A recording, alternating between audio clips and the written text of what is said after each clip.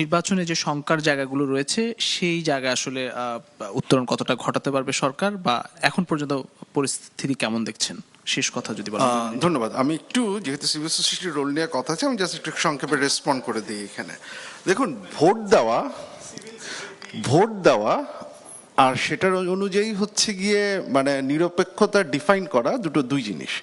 একজন নির্বাচন কমিশনের যিনি এসে তিনিও ভোট দিতে পারেন, কিন্তু তার দায়িত্ব যেটা বললাম স্পিকিং টু দ্য পাওয়ার, সেটা আমি করছি কিনা সেটা ইম্পর্টেন্ট। এবং জাস্ট ছোট্ট একটা লাইন, যে দেখুন, আমি যদি গবেষক হই, আমি যদি মানে আপনি গুণগতই করেন আর পরিমাণগতই করেন, আমরা বিশ্বাস করি এই স্বপ্নগুলিতেই তৈরি হবে স্বপ্নের বাংলাদেশ। স্বপ্ন ধরনীর বুকে স্বপ্নের ঠিকানা।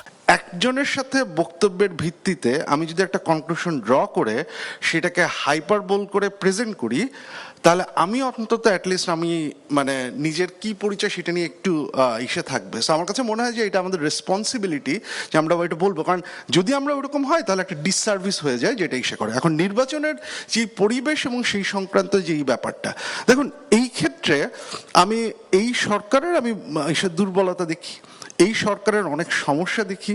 এই সরকারের যিনি স্বরাষ্ট্র উপদেষ্টা, আমার মনে হয় তার ব্যাপারে আর নতুন করে বলবার কিছু নেই, তাকে না সরানোর ইস্যু সেটার ভিত্তিতে। কিন্তু এই প্রেক্ষিতে যেটা বললাম আমি, যে এখানে সরকার তার দায়িত্ব কতটুকু পালন করতে পারবে সেটা নিয়ে আমার একটা সংশয় আছে।